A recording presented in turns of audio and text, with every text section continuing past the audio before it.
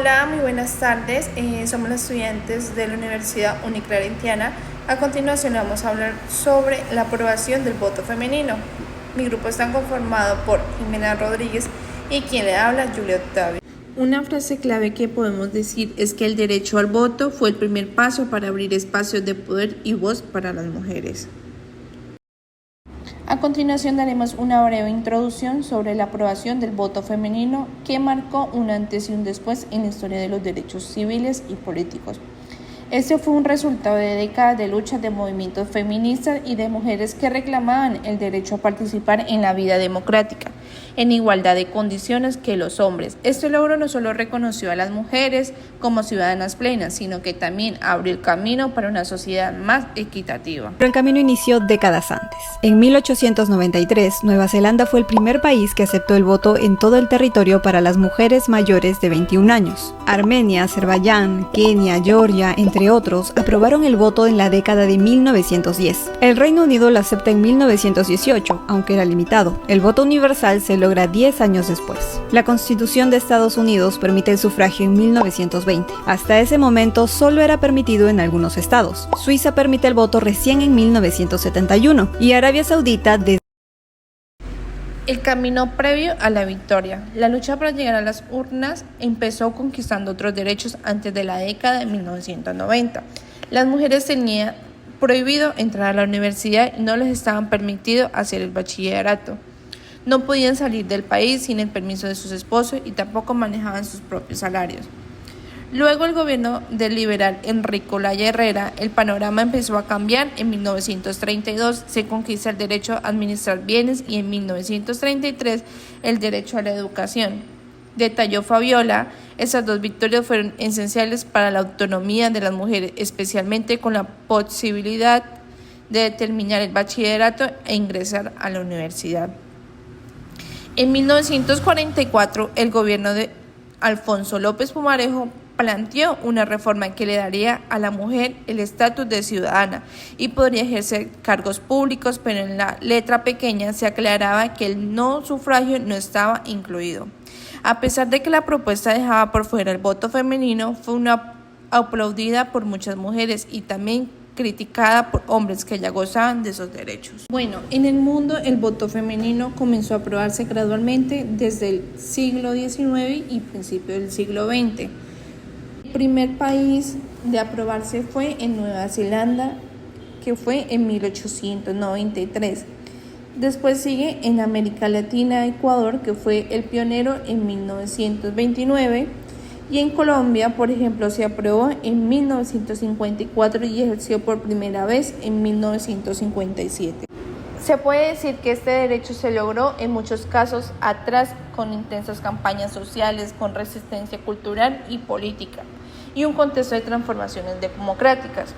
La importancia del voto femenino es resaltar el reconocimiento de ciudadanía, el sufragio universal que incluye a todas las personas y negar el voto a las mujeres era negar su condición de ciudadanas. Otra es la participación política, donde esta solo permitió que las mujeres no solo votaran, sino que también pudieran ser elegidas como representantes. Otros son los avances en derechos humanos, donde fue un paso fundamental para avanzar en la equidad de género en otras esferas como la educación, el trabajo y la vida familiar. Tras una larga lucha, votaron por primera vez. Este momento es más que histórico. Es el resultado de años de lucha y perseverancia. No solo estoy aquí para votar por mí misma, sino para honrar a todas las mujeres que han luchado antes que yo. Este voto es un símbolo de nuestra determinación y nuestras esperanzas.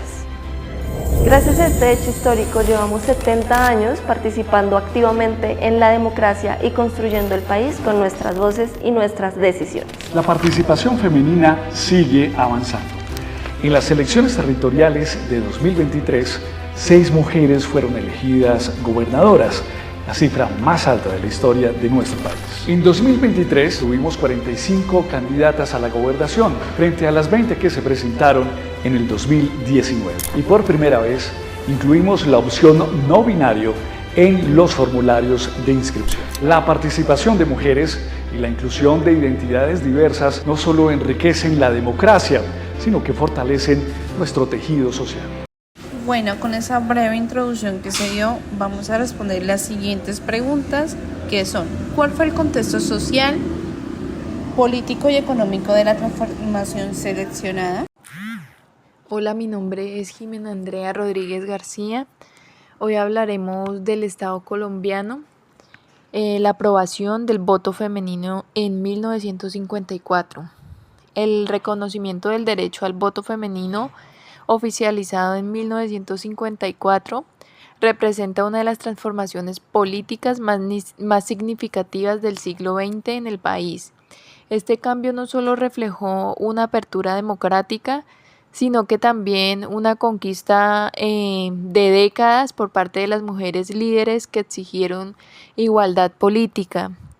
En ese documento se aborda el contexto social, político y económico en el que se dio esta transformación, los actores involucrados y los cambios estructurales que se originaron a partir de esta conquista. ¿Cuál fue el contexto social, político y económico de la transformación de la aprobación del voto femenino? Bueno, la aprobación del voto femenino ocurrió en un contexto de grandes tensiones sociales y políticas.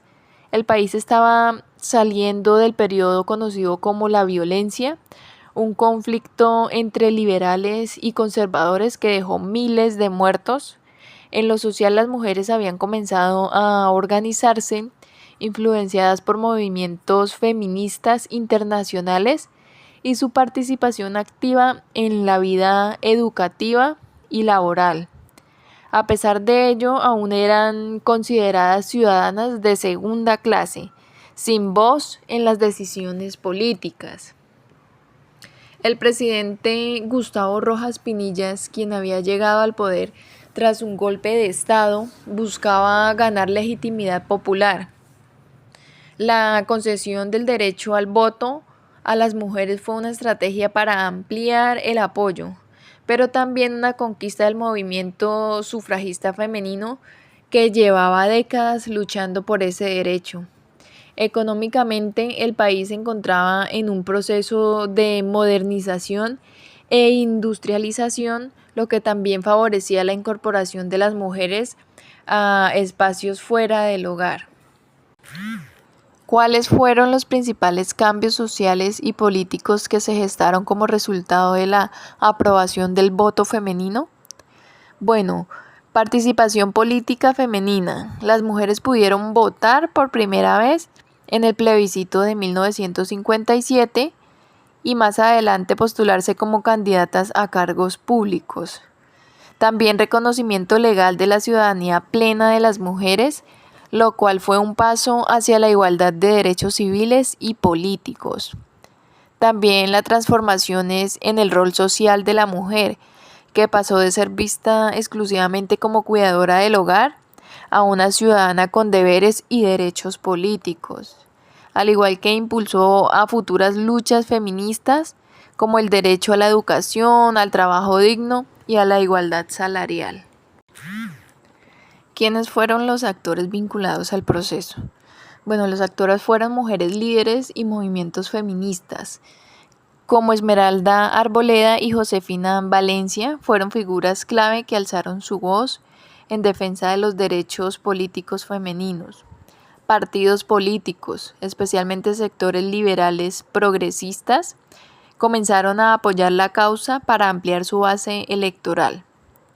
El gobierno de Rojas Pinilla también jugó un rol importante, ya que fue quien firmó el decreto que permitía el sufragio femenino en 1954, aunque solo ejerció por primera vez en 1957. También la Iglesia Católica tuvo una posición ambigua. Aunque en algunos casos promovía la moralidad femenina, también aprobó la participación de la mujer como guardiana de valores tradicionales. Bueno, para concluir, en forma de conclusión, la aprobación del voto femenino no fue un regalo, sino una conquista histórica de las mujeres. Es un símbolo de emancipación, justicia y ciudadana plena. Entender su significado nos permite valorar los derechos que hoy tenemos y comprometernos con la construcción de una democracia más inclusiva, participativa y equitativa para todas las personas. Gracias, son muy amables, los adoro, no los merezco, dense un aplauso, ¿eh? Gracias, gracias.